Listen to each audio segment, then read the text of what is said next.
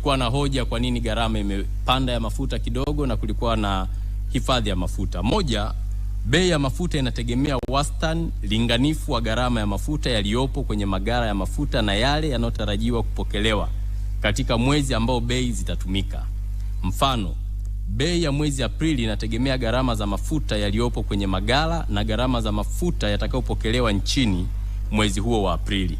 Gharama hizo hubadilika kulingana mabadiliko ya kila mwezi ya gharama za kununua mafuta katika soko la dunia, FOB price, gharama za kuagiza mafuta premium, na viwango vya kubadilisha fedha za kigeni, hasa shilingi ya Tanzania dhidi ya dola ya Marekani.